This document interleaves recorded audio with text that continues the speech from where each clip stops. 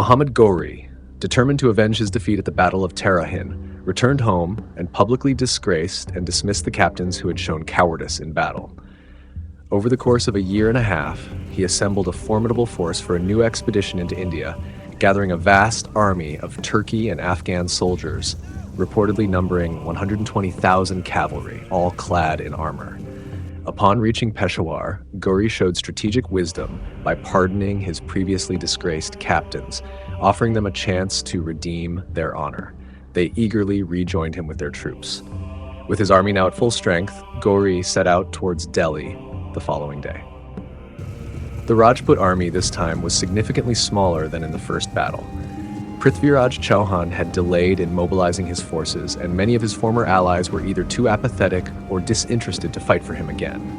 Additionally, his rival, the Raja of Kannauj, refused to offer support due to his unpatriotic pride. With the forces he could quickly gather, Prithviraj positioned his army near the old battlefield of Tarain, along the banks of the Saraswati River. Muhammad Ghori, choosing to bypass Bathinda, which was now under enemy control, advanced to a position approximately 20 miles ahead of the Rajput army. Upon his arrival, he received a message from Prithviraj Chauhan, who offered a friendly warning. Prithviraj urged Ghori to avoid unnecessary bloodshed by retreating without engaging in battle, emphasizing that the Rajput army, whose valor Ghori had already witnessed, was substantial and continued to receive reinforcements daily. Prithviraj also swore by his gods that he would ensure the safe passage of the Turkey army, pledging not to attack during the potential chaos of a retreat. Muhammad Ghori, adhering to the Prophet's teaching that war involves elements of deception, employed a clever strategy. He responded to Prithviraj Chauhan saying, "It is both generous and amicable of you to extend this offer of peace. I have dispatched a messenger to my brother, the reigning sultan, urging him to consider a peace agreement with you, on the condition that Bathinda, the Punjab, and Multan remain under the control of the House of Ghor, while the rest of Hindustan remains under the Rajas. Until we receive his response, I request that hostilities be temporarily suspended." The ruse was entirely successful. The trusting Rajputs fell for the deception, believing that Muhammad Ghori's conciliatory tone stemmed from a fear of their valor and an awareness of his own numerical disadvantage. Consequently, they failed to make any preparations for battle and even neglected the basic vigilance required when facing an enemy. Muhammad Ghori, however, wasted no time. Recognizing that his army was at its peak strength and that any delay would only strengthen his opponent's numbers while depleting his own provisions, he swiftly finalized his plan to attack the Rajputs the very next morning. Before dawn, he mobilized his forces, covering the distance unchallenged, and secured a position in front of the Rajput camp before they could react.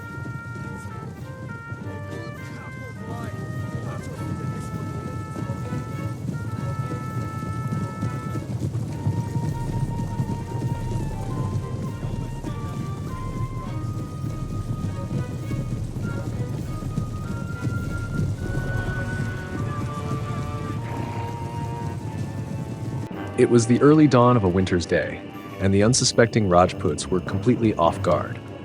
Many of their soldiers had left their quarters to the surrounding wasteland, either to attend to personal needs or to take their morning bath. However, due to the vast expanse of the Rajput camp, the surprise did not immediately result in disaster, particularly as Muhammad Ghori restrained his forces, avoiding hasty, disorganized attacks. Nonetheless, the aggressor secured two significant advantages. First, Muhammad Ghori seized the tactical initiative, compelling the Rajputs to engage in battle on terrain and under conditions that suited the Turks, rather than allowing the defenders to execute any pre-planned strategies. Throughout the day, the Rajputs were forced to respond to Muhammad Ghori's maneuvers, dancing to the tune he set. Second, the Rajputs were forced to fight on empty stomachs, hurriedly grabbing their weapons and forming their battle lines with little time for proper preparation. Muhammad Ghori's battle strategy was meticulously designed to neutralize the Rajput cavalry's powerful shock tactics, which had proven overwhelming in their first encounter. His objective was to control the movement of the Rajput forces, dictating the terms of engagement rather than allowing them to capitalize on their strengths. To execute this plan, Ghori left his heavy baggage, supplies, elephants, and non-combatants in a secure camp 10 miles behind the battlefield, advancing with only his fighting force, equipped lightly for mobility. His cavalry, all skilled archers, were organized into 4 divisions of approximately 10,000 men each. These divisions were strategically positioned to form the vanguard, right and left wings, and rear of his formation. Ghori ordered these divisions to advance sequentially, engaging the Rajputs by launching volleys of arrows from a distance. However, the key aspect of his plan was deception. When the Rajputs attempted to close in for direct combat, the Turkic cavalry was instructed to feign retreat, drawing the Rajputs into pursuing them without allowing the engagement to descend into a full-scale battle. They were to withdraw just beyond the effective range of a horse's charge, thereby avoiding entanglement in close combat. The decisive element of Ghori's strategy lay in his reserve force, a corps of 12,000 elite warriors clad in steel armor and mounted on exceptional horses. This formidable unit was kept under his personal command, positioned slightly behind the front line, ready to be deployed at the critical moment. Ghori intended to unleash this reserve at the opportune time, ensuring that their charge would decisively turn the tide of battle in his favor. By maintaining control over the pace and nature of the battle, Ghori aimed to exhaust and disorient the Rajputs, ultimately securing victory through a well-timed, concentrated strike.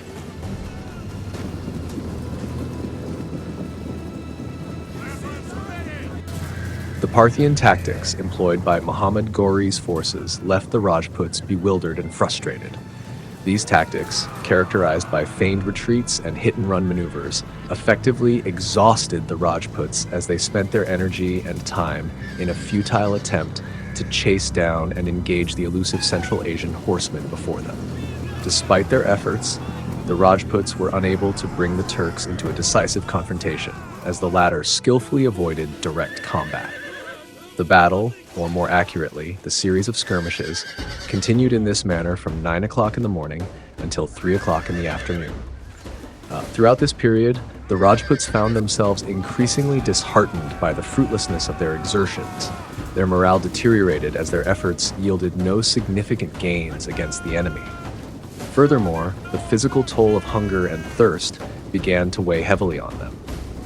A critical factor contributing to their exhaustion was the rigid adherence to their caste rules, which prevented them from easily consuming food and drink while on the battlefield.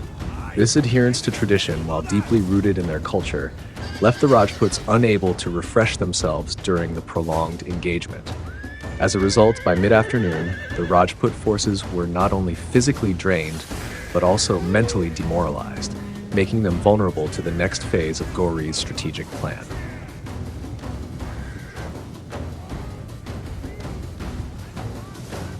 As exhaustion and an overwhelming sense of defeat gripped the Rajput ranks, Muhammad Ghori seized the moment to deliver the final blow. He gave the signal, and his elite force of 12,000 heavy cavalry charged forward with the force of a solid wedge, smashing through the now disorganized and wavering Rajput formations.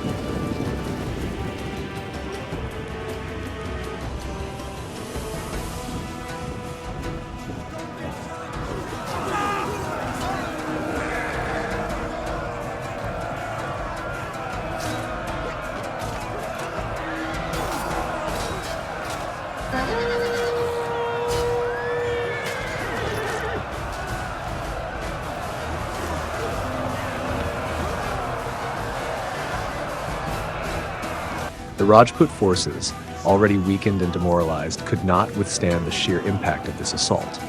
In a matter of moments, the battle was decisively over. The Rajputs, unable to rally, broke into a disordered and desperate retreat. Tens of thousands were mercilessly cut down as they fled, too exhausted to put up any resistance. Earlier in the battle, Govind Rai, who had led the vanguard, was killed, leaving the Rajputs without a key leader. Prithviraj Chauhan, the Rajput king, had by then abandoned his elephant for a horse in a bid to escape the chaos. However, he was swept away by the tide of fleeing soldiers, captured on the banks of the Saraswati River, and executed in cold blood, a victim of Muhammad Ghori's wrath. Alongside him, many of the 150 Hindu Rajas who had joined the National Confederacy also perished. The Second Battle of Tarain holds significant importance in the context of the Turkish and Arab invasions of India. Although the Ghurid kingdom itself did not endure for long, the victory at Tarain established a crucial Islamic presence in the Indian subcontinent. This presence would have a lasting impact on the cultural, religious, and political dynamics of the region, shaping its history for centuries to come. The battle marked a turning point, not just in the immediate military outcome, but in the broader historical trajectory of the subcontinent, as it paved the way for subsequent Islamic rule in northern India.